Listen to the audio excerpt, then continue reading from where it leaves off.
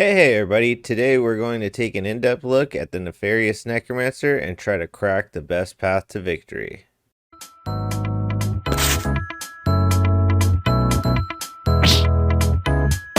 If you've clicked my guide, you've probably already experienced this. Come on, Don't fret, you too can overcome the worst RNG by following my guide. Head over to our Discord server if you have any questions not answered by the video. There's a team of veterans ready to help. Before we get into battle strategy, let's look at our opponent. We should know who we are dealing with before rushing into battle. Necromancers live in the cemeteries of Aldor, hiding themselves deep inside while commanding the dead. They surround themselves with skeletons, zombies, ghouls, and gas. The Necromancer comes in two varieties that may seem identical but have slight variations. The Staff Necromancer wields a staff and has one different skill from his stronger counterpart, the Dagger Necromancer. The skill difference is noticeable. The Dagger Necromancer uses Death Touch, which deals unholy damage and returns 50% of that damage to itself and allies. The Staff Necromancer uses Curse of Weakness, which reduces your max health and fortitude while increasing damage taken. Both magic skills can easily turn the battle sour against you. The Dagger Necromancer is higher tier and should be seen in higher level crypt dungeons. Your first experience will be with Mr. Burns. Excellent. Other than slight differences in their stats and resistances, they also drop different types of loot. While they both drop a random scroll or potion, they also have a small chance to drop their own unique weapon. The Staff Necromancer drops the Necromancer Staff, and the Dagger Necromancer will drop the Decorated Dagger. In preparation for the fight, you should consider medical supplies, especially those that help with pain. Spells used by both Necromancers can take a devastating toll on your pain levels, so items like Herbal Extract give additional resistance. Bolt of Darkness is one of his offensive skills and is a major trigger for your pain jumping into the debuff threshold. This threat is higher with the Staff Necromancer if he tags you with Curse of Weakness. Narcotics and other battle items are also welcome. If you cannot afford them, it is worth grabbing some henbane on your way to the dungeon. The herb can induce battle rage, which can provide a boost towards victory. Stardust is also common in early dungeons and can help erase pain and provide 15% magic resistance. Strategy for the battle comes down to the situation and your combat preference. If you are aware of your surroundings, you can set up the dungeon to work best for you. It's best to clear as much of the level you are on before proceeding with the boss fight. This grants the space for retreat if you become overwhelmed. You'll want at least 2 rooms out from the boss room, if not every room explored except the boss room. If you are spotted by the boss or his allies, it is best to retreat to the previous room. This will avoid accidentally triggering any other allies that may be deeper in the room and will hear the commotion. Keep in mind the boss room is random and there's always a chance it's the first door you break down.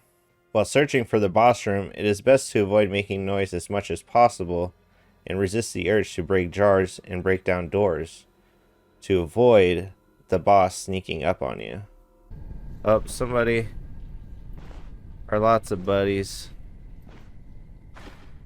They're waiting. Oh my gosh, are you serious? The boss room contains at least one additional ally that will help the Necromancer. The allies accompanying the Necromancer will depend on the dungeon and can vary. The boss rooms can have a slightly longer entrance, so when you see 2 or more dancing question marks, you could be looking at the boss room. Speaking of allies, one of the many magic skills shared between the Necromancers resurrects anyone in the dungeon. The spell can be used on enemies outside of his original entourage, so be careful when setting up for the fight. If you draw the Necromancer too far, he will resurrect foes you have already defeated. As you approach the boss room, a lockpick or crowbar will provide a greater surprise for his dream team. At this point, stop and think about the situation and the positioning of the enemies. In the current version of Stoneshard, there are 2 different types of combat behavior. This is subject to change in the future. Right now, it's basically ranged and non-ranged. The Necromancer is ranged, which means he will keep his distance as long as you are in his line of sight. When his vision is blocked, he will chase after you. If there is one tile gap between the two of you, he will switch from range combat to close combat. This is easier to spot on archers because they swap weapons. The Necromancer will not swap weapons when he decides to go in for close combat. Just because he switches to close combat does not mean he will instantly move towards you and may pop off all of his spells before taking that final step. You can luck out like in this footage if you catch the Necromancer near to the entrance of the room as his allies. If he spots you and you can slide out of line of sight, he will likely follow you. This situation is not common, but something you should keep in mind. Most of the time you will find the Necromancer at the bottom of the room with one or more allies between you and him. The best strategy for wearing down the Necromancer is to get him to waste his energy. The Necromancer will unload all available spells as he is in range and the cooldown is over. Luckily, spells like Curse and Curse of Weakness cause no damage to health, and Sigil of Darkness is easily avoided. These 3 skills have a range of 11 tiles, while others are 5 to 6, which helps with kiting. Resurrection is also an easy way to wear him down. The fallen allies he returns only come back at 50% and can be easily struck down. Just watch for ghouls. Another reason for kiting the Necromancer is the skill Unholy Blessing. This is a buff the Necromancer can put on any ally and provides 15% life drain, energy drain, and damage reflection. The damage reflection can be devastating if you land a critical strike. The best case scenario is to get away from the ally with this buff until it runs out. If you are not able to get away, it is best to consider using medical supplies or potions rather than striking due to the damage reflection. Wearing down his energy is not a guarantee for victory. Both versions of the Necromancer can hit hard with their general attack despite having no weapon skills. His skills will also refresh as turns pass by, so the best way to kill him is to do so quickly. Taking Bolt of Darkness at close range can end the battle very quickly. If you're not able to kite him, the next best option is to retreat through the previous room and to turn the corner.